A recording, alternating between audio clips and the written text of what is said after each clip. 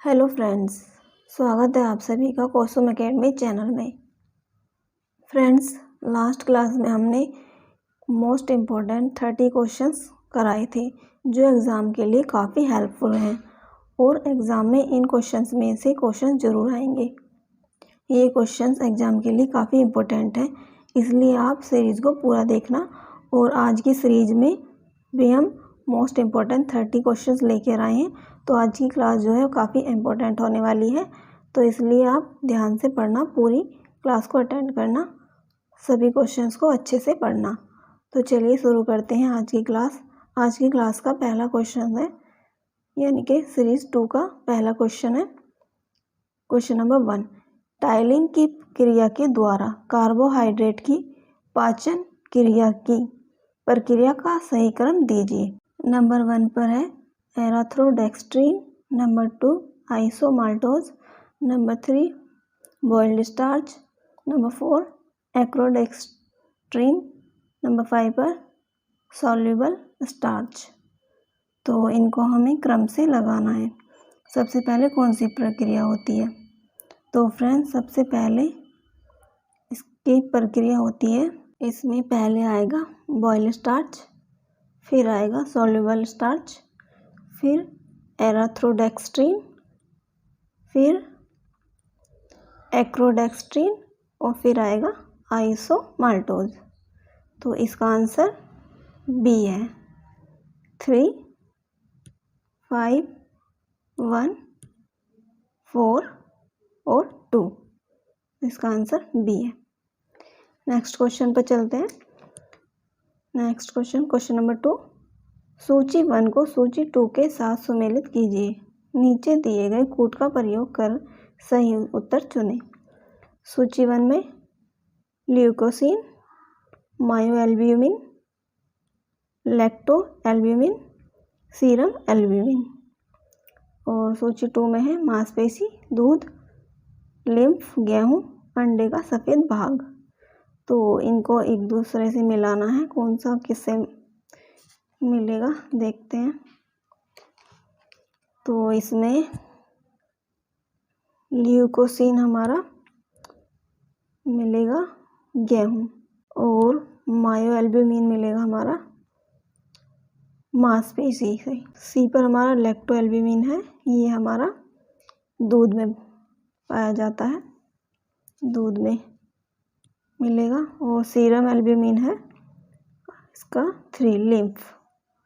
तो देखते हैं कौन सा हमारा सही उत्तर है। इसमें हमारा नहीं है।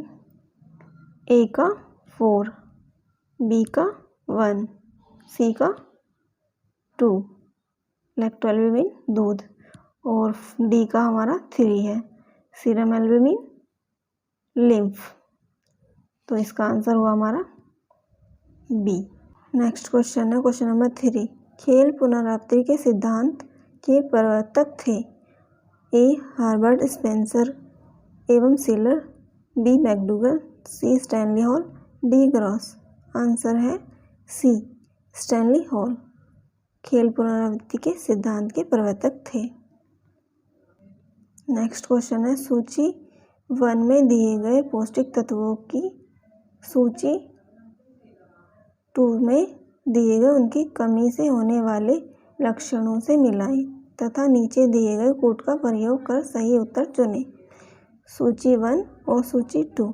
सूची 1 टेकोफेरोल, इसका आंसर है डी। नेक्स्ट क्वेश्चन है क्वेश्चन नंबर 5, निम्न पर विचार कीजिए तथा सही उत्तर चुनिए। प्रसव के पश्चात प्रथम 3 दिन तक स्रावित होने वाला तरल कोलेस्ट्रॉल कहलाता है। नेक्स्ट, इसमें प्रोटीन की उच्च मात्रा होने का कारण ग्लोब्यूलिन की उपस्थिति है। तो इसमें हम मिलाएंगे कौन सा सही है। इसका आंसर है सी। नंबर 6, मेडुला की उपस्थिति किसकी विशेषता है? ए सूती रेशा, बी ऊनी रेशा, सी नायलॉन रेशा, डी सिल्क रेशा। इसका आंसर है बी ऊनी रेशा। क्वेश्चन नंबर 7, निम्न में से कौन सा विकास का सिद्धांत नहीं है? नंबर 1, विकास विशिष्ट से सामान्य की ओर अग्रसर होता है। नंबर 2, विकास की विभिन्न अवस्थाएं होती हैं। नंबर 3, विकास प्रतिमान की भविष्यवाणी नहीं की जा सकती। नंबर 4 पर विकास परिवर्तन का क्रम है। तो आंसर है इसका बी, केवल 1 तथा 3। विकास विशिष्ट से सामान्य की ओर अग्रसर होता है और विकास प्रतिमान की भविष्यवाणी नहीं की जा सकती। ये इसका आंसर सही है। क्वेश्चन नंबर 8, सूची 1 को सूची 2 के साथ सुमेलित कीजिए तथा नीचे दिए गए कोड का प्रयोग कर सही उत्तर दीजिए। सूची 1, सूची 2। सूची 1 में हमारी अवशोषकता, इलास्टिक रिकवरी, प्रतिस्कंदता, लचीलापन।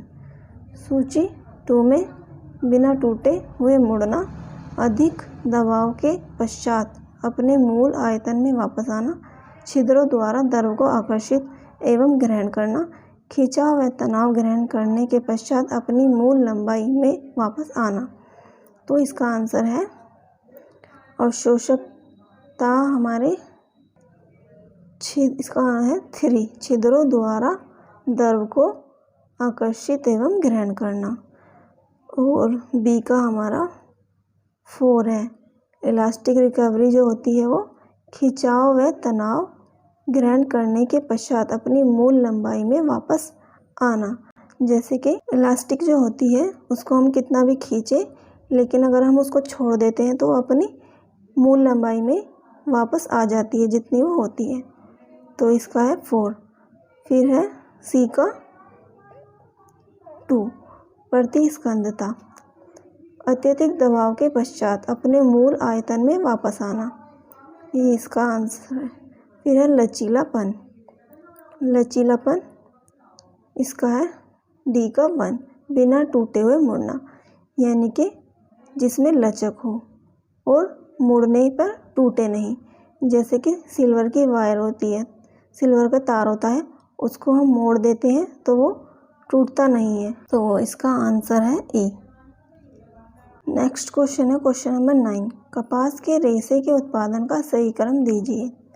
तो इनको हमें फ्रेंड्स मिलाना है कि कौन सा कहाँ से शुरू होता है। कपास के रेशे में उत्पादन जो होता है वो उसका सही क्रम कौन सा है।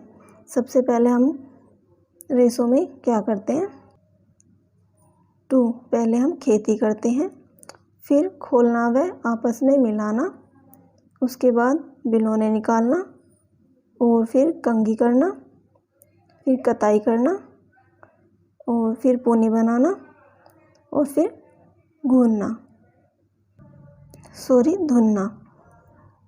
तो इसका आंसर है 2, खेती करना, 3, खोलना व आपस में मिलाना। तो इसका आंसर है ए, 2, 3, 4 बिलोने निकालना, 1 पर हम कंघी करते हैं, 5 पर हम कताई करते हैं रेशों की, और 6 पर हम पोनी बनाते हैं, 7 पर हम उनको धुनते हैं। क्वेश्चन नंबर 10, वस्त्र उपयोगी रेशों के आपस में सटने की क्षमता के गुण में कौन सा कारक योगदान देता है। नंबर 1, रेशे की सूक्ष्म एवं सतह की प्रकृति। सेकंड, रेशे की लंबाई एवं कटाई द्वारा दबाव। इसका आंसर है केवल 1। क्वेश्चन नंबर 11, वस्त्र निर्माण की अवस्थाओं को क्रम से लिखिए। फ्रेंड्स, इस तरह के क्वेश्चंस बहुत ज़्यादा पूछे जाते हैं एग्ज़ाम में, तो इनको अच्छे से याद करना बहुत ज़रूरी है। इसका आंसर है ए। सबसे पहले हम कार्डिंग करते हैं, फिर कॉम्बिंग करते हैं, फिर ड्राइंग आउट करते हैं, फिर रोविंग, और लास्ट में स्पिनिंग। क्वेश्चन नंबर 12, अपहोल्स्ट्री का उपयोग किया जाता है। ए, फर्नीचर ढकने में, बी, फर्श बिछावन में, सी, पलंग पर बिछाने में, डी, उपयुक्त सभी। आंसर है ए, फर्नीचर ढकने में अपहोल्स्ट्री का उपयोग किया जाता है।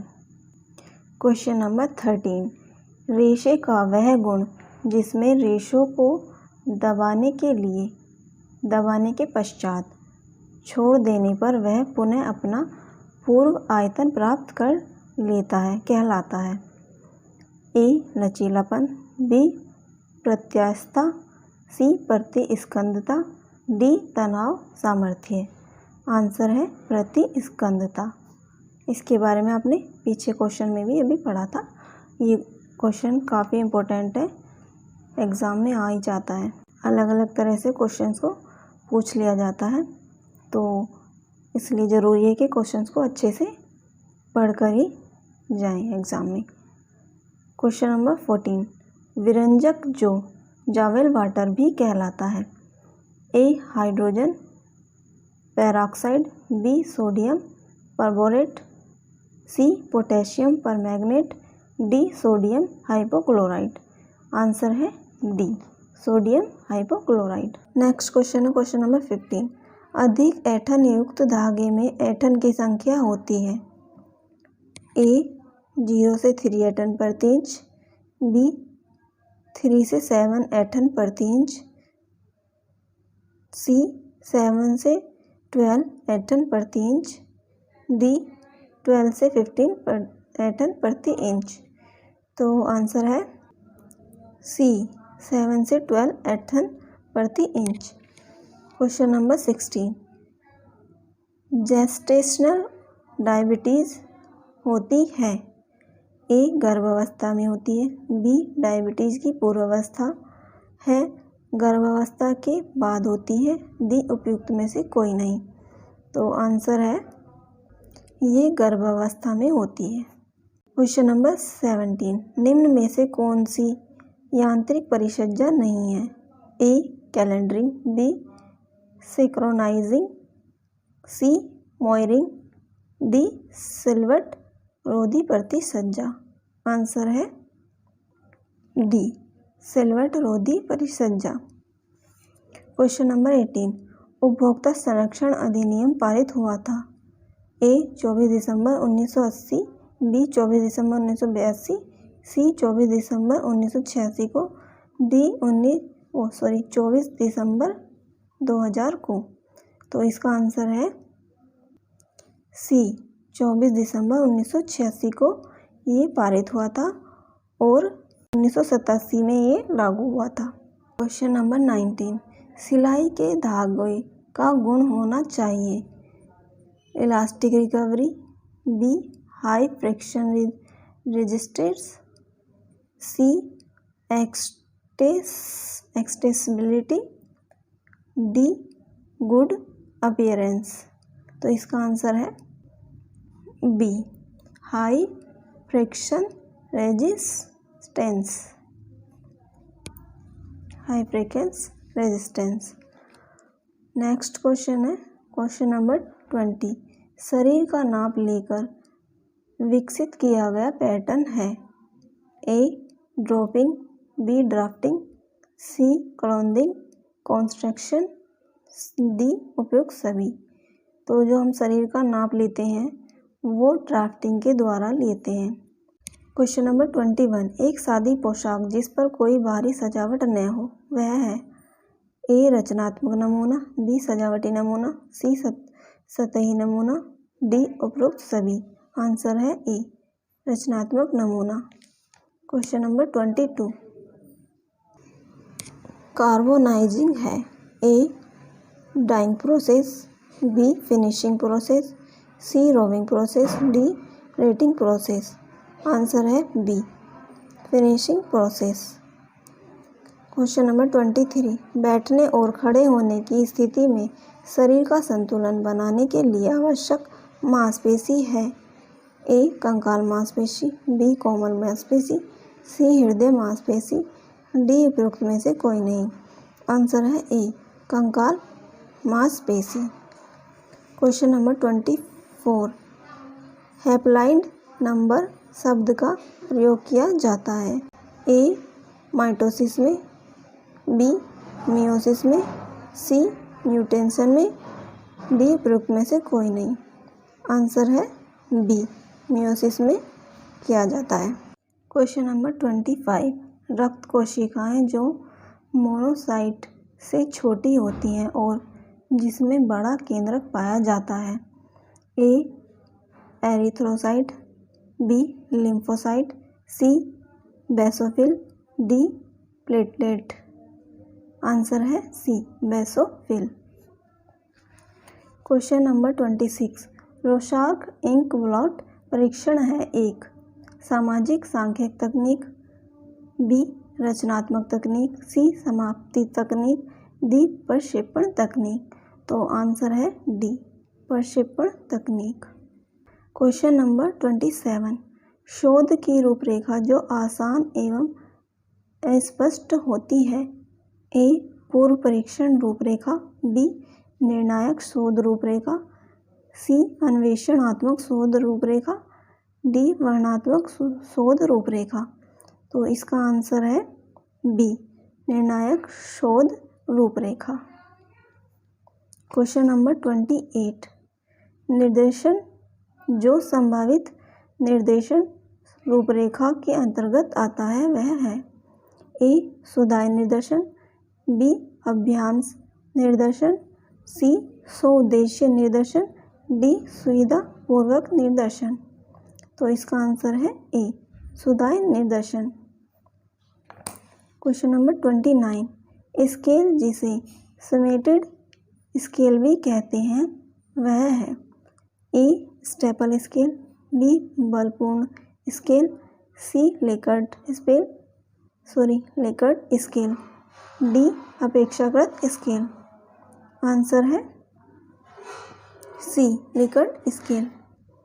क्वेश्चन नंबर 30 आज के सीरीज का लास्ट क्वेश्चन परिकल्पना जो दो चरों में अनुमानित संबंध नहीं बताती है कहलाती है। ए एक पुच्छ परिकल्पना, बी संबंधात्मक परिकल्पना, सी द्विपुच्छ परिकल्पना, डी वर्णनात्मक परिकल्पना। आंसर है सी द्विपुच्छ परिकल्पना। तो फ्रेंड्स ये थे आज की क्लास के मोस्ट इम्पोर्टेंट 30 क्वेश्चंस जो आज मैंने कराए।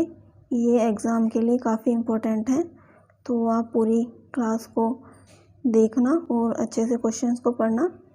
ये काफ़ी हेल्पफुल होंगे आपके लिए एग्ज़ाम में। तो फ्रेंड्स आज के लिए बस इतना ही। तब तक के लिए take care and bye bye. Thank you.